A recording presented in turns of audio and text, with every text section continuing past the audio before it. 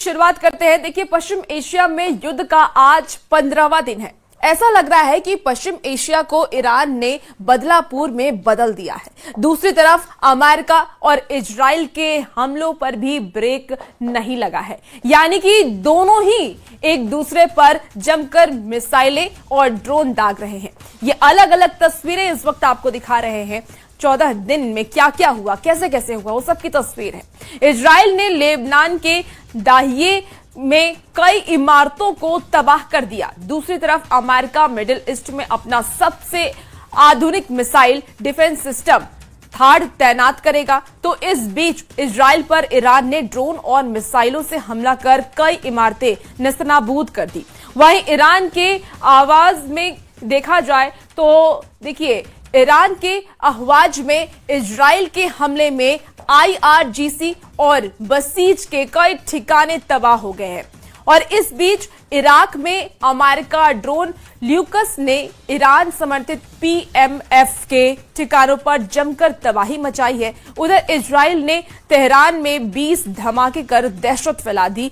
तो उधर अगर हम दूसरी तरफ बात करें तो IDF ने लेबनान में आधी रात को हिजबुल्लाह के कई ठिकाने तबाह करने का दावा किया है। इजराइल ने भी ईरान में कई सैन्य ठिकानों को निशाना बनाकर उन्हें तबाह कर दिया। इजराइल लेबनान में भी इमारतों को मलबे में तब्दील कर दिया गया है। और युद्ध के बीच ईरान ने भी अमेरिका पर नजर रखने के लिए अपने 8 जासूसी ड्रोन उतार दिए हैं। और उन्हीं सबकी अलग अलग तस्वीरें भी टीवी स्क्रीन पर आपको दिखा रहे हैं। देखिए, लेबनान में भारी तबाही किस तरीके से देखने को मिल रही है और पश्चिम एशिया में किस तरीके से थाड गिराया गया, मिसाइल दागी गई है। इजराइल के हमले में ईरानी विमान के तबाह होने की भी अब खबर सामने आई है। इसी बीच एक बड़ी खबर का रुख कर लेते हैं। सूत्रों के हवाले से यह बड़ी खबर सामने आ रही है। भारतीय जहाज शिवालिक खुले समुद्र में पहुंचा है। इस वक्त की आपको ये बड़ी खबर बता रहे हैं। अब इंडियन नेवी की सुरक्षा में शिवालिक जहाज है। 2 दिन में मुंबई या इसके साथ ही कांडला पहुंच सकता है ये जहाज। तो शिवालिक पर है 40,000 मैट्रिक टन से ज्यादा LPG। एक तरफ LPG की किल्लत भारत में देखी जा रही है, लेकिन ये जहाज पहुंचेगा तो ये किल्लत खत्म हो जाएगी। दूसरा भारतीय जहाज हॉर्मुज से बाहर निकला है, सब सूत्रों का मानना है। बड़ी खबर आपको बता रहे हैं, सूत्रों के हवाले से ये बड़ी खबर आ रही है, जहां भारतीय जहाज शिवालिक खुले समुद्र में पहुंच चुका है। इंडियन नेवी की सुरक्षा में शिवालिक जहाज अब भारत पहुंचेगा। 2 दिन में मुंबई या फिर कांडला पहुंच सकता है ये जहाज। तो इस वक्त की ये बड़ी खबर सूत्रों के हवाले से आ रही है। LPG की बात कही जा रही है कि 40,000 मैट्रिक टन से ज्यादा इसमें LPG है। यानी एक तरफ जहां भारत में हर जगह अलग अलग राज्यों से भी कई तस्वीरें आप तक पहुंचा रहे हैं, जहां LPG की किल्लत देखने को मिल रही है। लोग सिलेंडर लेकर के घर के बाहर हैं और एजेंसी के बाहर खड़े होकर के अपने नंबर का इंतजार कर रहे हैं, पैनिक हो रहे हैं। लेकिन जिस तरीके से ये जहाज भारत आने वाला है, इसके बाद उम्मीद यही की जा रही है कि भारत में जो LPG की किल्लत है वो कहीं ना कहीं खत्म हो सकती है। देखिए, इजराइल के प्रधानमंत्री बेंजामिन नेतन्याहू ने मुज्तबा खामेनेई को लेकर के ऐसा बयान दिया है जिसने पूरे पश्चिम एशिया की सियासत में हलचल मचा दी है। नेतन्याहू ने कहा है कि वो आतंकी संगठनों के नेताओं को लाइफ इंश्योरेंस नहीं देते। सवाल यही है कि क्या ये सिर्फ बयान है या आने वाले एक और बड़े ऑपरेशन का संकेत।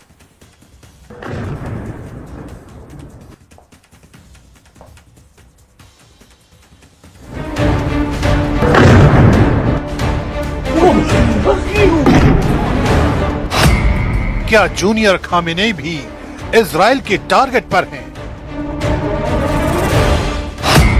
क्या मुज्तबा खामेनेई IDF का अगला शिकार है?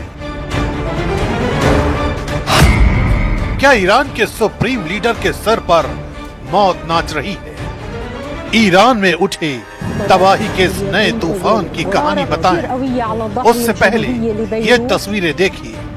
तेहरान की सड़कों पर गाड़ियां गुजर रही हैं और तभी IDF का हवाई हमला होता है। ये मिसाइल हमला तेहरान में तैनात बासिज यूनिट को टारगेट करके किया गया है। इस वीडियो को जारी करते हुए IDF ने लिखा है, दमनकारी ताकतों के ठिकानों को चुन चुन कर खत्म करेगी।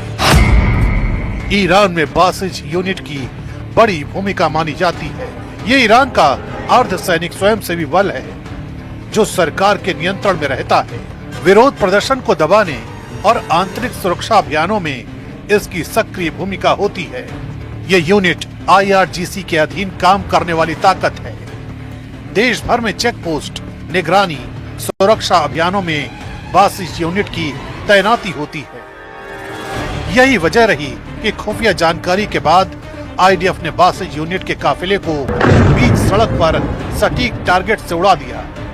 लेकिन इन हमलों के बीच नेतन्याहू के एक बयान ने पश्चिम एशिया में नया बवंडर ला दिया है, क्योंकि जिस तरह इजराइल और अमेरिका ने ईरान के सुप्रीम लीडर को खत्म किया, ठीक वैसी ही प्लानिंग इस बार मुस्तफा खामेनेई को लेकर चल रही है।